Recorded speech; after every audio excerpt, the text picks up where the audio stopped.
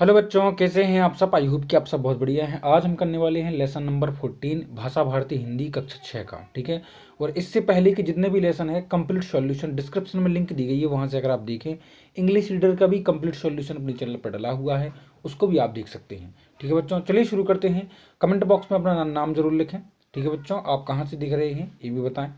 तो देखिए, आपने अगर ये चैप्टर नहीं पढ़ा तो मैं रिकमेंड करूंगा कि आप जरूर पढ़ें। इसमें आपको जो है केरल के बारे में, पाठ का नाम है नारियल का बगीचा केरल।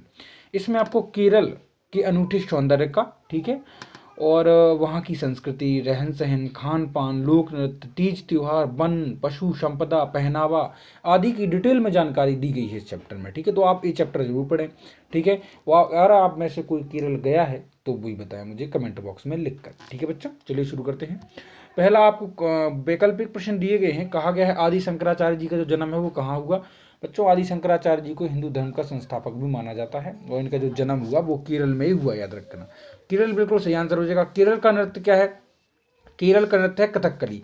जैसे कि पंजाब का लोक नृत्य क्या है तो भंगड़ा गिद्दा, अपने मध्य प्रदेश का राई है। ठीक है, ऐसे केरल का जो है वो है कथकली। ठीक है, नेक्स्ट क्या है देखिए। नेक्स्ट आपको दिया गया है इमली के मसालेदार पानी को केरल में क्या कहते हैं। तो इमली के मसालेदार पानी को केरल में कहते हैं रसम। क्या बोलते हैं? रसम। ओके।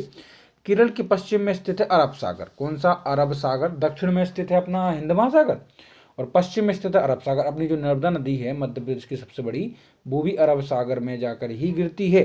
ठीक है, और ताप्ती नदी। अगला क्या है? रिक्त स्थानों की पूर्ति करें। केरल का प्रमुख त्योहार क्या है? जैसे अपने आप प्रमुख त्योहार दीपावली है, दशहरा है, रक्षाबंधन है, ऐसी केरल का जो प्रमुख त्योहार है वो है आपका क्या? ओणम। ठीक है, क्या है? ओणम। नेक्स्ट क्या है? केरल में नीलगिरी पर्वत के बगीचे पर क्या है तो वहाँ चाय के बगीचे हैं नीलगिरी पर्वत पर। और नीलगिरी पर्वत बहुत पुराना पर्वत है। ठीक है, जैसे अरावली पर्वत है ना राजस्थान में बहुत पुराना, ऐसे नीलगिरी पर्वत भी बहुत पुराना पर्वत है। केरल की राजधानी क्या है तो केरल की राजधानी है त्रिवेंद्रम। ठीक है, त्रिवेंद्रम। नेक्स्ट, रामकृष्ण मेनन केरल के होकर भी अच्छी हिंदी बोलते थे। क्योंकि जो रामकृष्ण मेनन मतलब जिसमें इनका चैप्टर में इनका वर्णन किया गया एक्चुअली वो मुंबई में रहते थे। ठीक है, देखिए नेक्स्ट क्या है आपका खालिस्तान। केरल के लोग नृत्य और संगीत के बड़े हैं। क्या हैं तो शौकीन हैं। आपको बनना है शौकीन। ठीक है, उनको नृत्य और संगीत में इंटरेस्ट है। नेक्स्ट क्या? एक या दो शब्दों में, दो वाक्यों में आपको आंसर देना है। जैसे कि रामकृष्ण मेनन का वतन कहाँ था तो रामकृष्ण मेनन का वतन केरल राज्य था। ठीक है, वतन वो केरल राज्य के थे लेकिन वो मुंबई में रहते थे। ठीक है, मतलब जो व्यक्ति का वर्णन चैप्टर में किया गया है उसकी बात की जा रही है। ठीक है, लेखक को प्लेटफॉर्म पर खड़े सज्जन पर दया क्यों आ गई तो देखो, प्लेटफॉर्म पर खड़े सज्जन रामकृष्ण जी जो खड़े थे, ट्रेन के दरवाजे पर खड़े लटके लड़के की वजह से ट्रेन में नहीं चढ़ पा रहे थे। कहीं उनकी ट्रेन छूट ना जाए और प्लेटफॉर्म पर ही ना रह जाएं भी, इस कारण लेखक को उन पर दया आ गई और उन्होंने ट्रेन में चढ़ने में उनकी मदद की। ठीक है बच्चों, नेक्स्ट क्या है? केरल के वनों में कौन कौन से वृक्ष होते हैं तो भैया केरल के जो वन हैं वहां पर सगोना, सागौना तो अपने मध्य प्रदेश में ही पाया जाता है। ठीक है, उसकी लकड़ी जो है बहुत महंगी भी बिकती है। शीशम, शीशम की लकड़ी भी बहुत इंपॉर्टेंट होती है। रबर, ठीक है, और चंदन के वृक्ष जो है होते हैं कहाँ पर? केरल के वनों में। केरल का जो वातावरण है बहुत बहुत ही अच्छा है। एक्चुअली मैं तो होकर आया हूँ कर्नाटक, केरल तो नहीं गया लेकिन मैं कर्नाटक तो घूकर आया हूँ और घूम कर भी आया हूँ। अच्छा, अगला क्या है? केरलवासी नारियल को कौन सा वृक्ष कहते हैं तो भैया केरलवासी नारियल को कल्प वृक्ष कहते हैं। क्या बोलते हैं? कल्प वृक्ष। ठीक है, केरल के लोगों का पहनावा कैसा होता है तो केरल के पुरुष कमर से नीचे लुंगी पहनते हैं। जैसे कि अभी आप पद्मनाभ स्वामी मंदिर जाएं तो वहां पर आपको मूल रूप से जो ट्रेडिशनल ड्रेस है वहीं उसी को पहनकर आप उनके दर्शन कर सकते हैं। ठीक है, तो जो कमर से नीचे की लुंगी पहनते हैं और स्त्रियां धोती और ब्लाउज पहनती हैं। ठीक है, ये उनका ट्रेडिशनल ड्रेस भी है।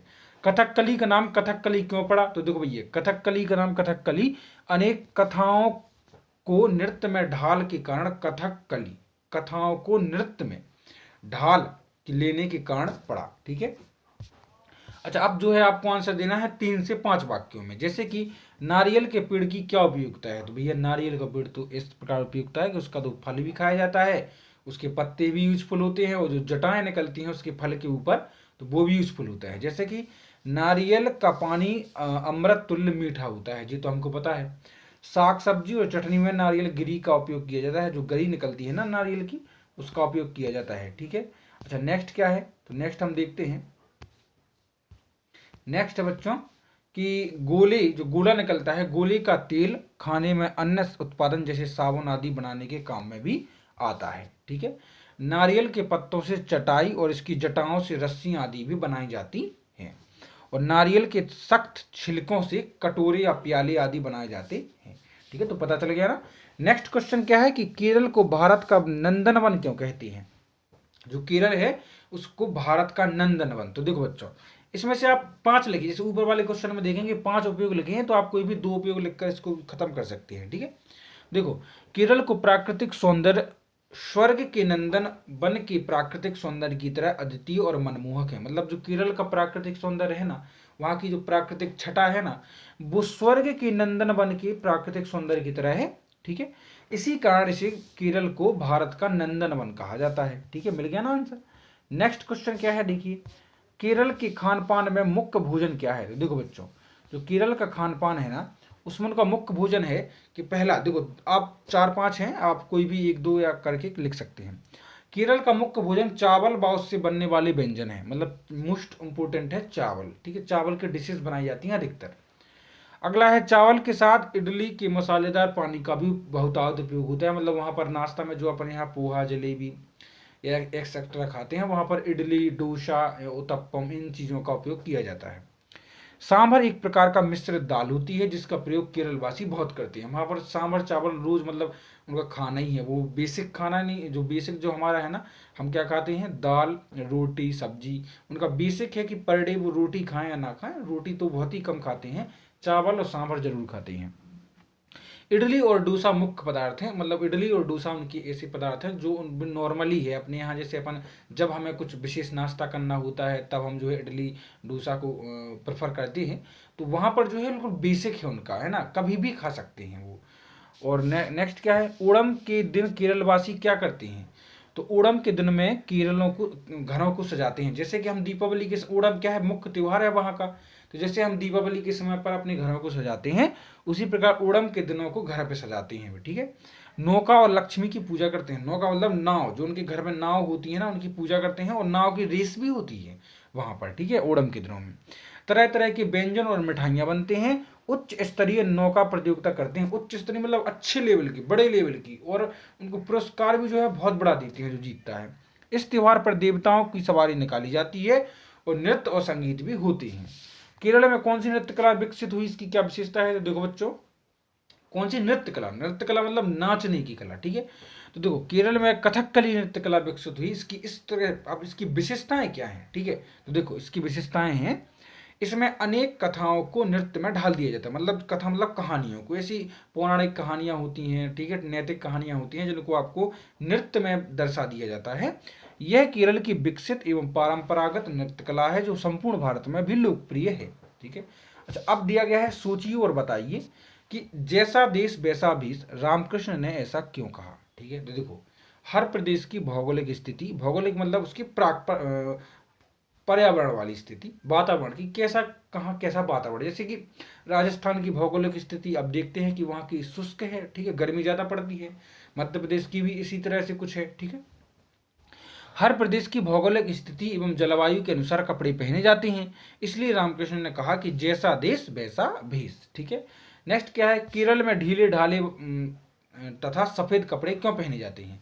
देखो बच्चों, केरल में अत्यधिक गर्मी पड़ती है। ओके, इससे बचने के लिए केरल में ढीले ढाले तथा सफेद कपड़े पहने जाते हैं। अगला है, रामकृष्ण मेनन केरल को अपना वतन क्यों कहते हैं। ठीक है।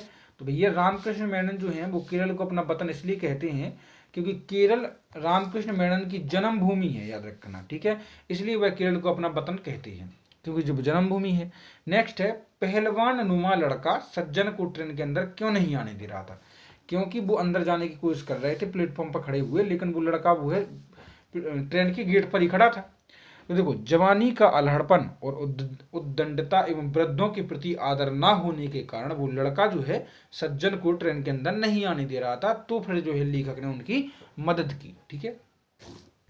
अगला क्या है, अनुमान और कल्पना के आधार पर प्रश्नों के उत्तर दीजिए। यदि लेखक उस सज्जन को ट्रेन के अंदर आने में मदद नहीं करते तो उनका क्या होता, तो वो चढ़ नहीं पाते, वो प्लेटफॉर्म पे खड़े रह जाते है ना।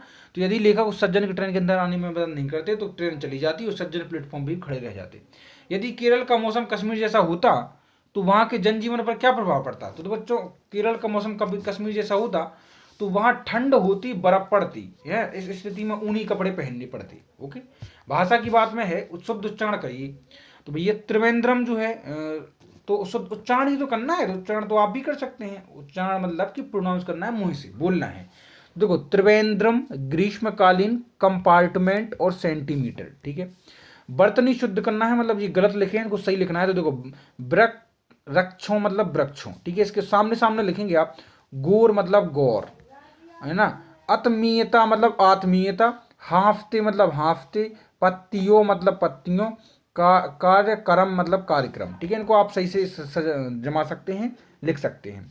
नेक्स्ट है सहज शब्द के अंत में ता प्रत्यय जोड़कर सहजता शब्द बनाया गया, क्योंकि प्रत्यय जुड़ दिया गया पीछे। तो उसी प्रकार प्रत्यय जुड़कर 5 नए शब्द बनाइए, जैसे कि इधर कहा गया। तो देखिए आप इस प्रकार से आप बना सकते हैं, जैसे कि इधर देखो समान प्लसता समानता, सरल प्लसता सरलता, सहिष्णु प्लसता सहिष्णुता, स्वतंत्र प्लसता स्वतंत्रता और निरक्षर प्लसता निरक्षरता, ठीक है। अगला क्वेश्चन क्या दिया गया है, उदाहरण के अनुसार दिए गए शब्दों में एक प्रत्यय जुड़कर नए शब्द बनाइए।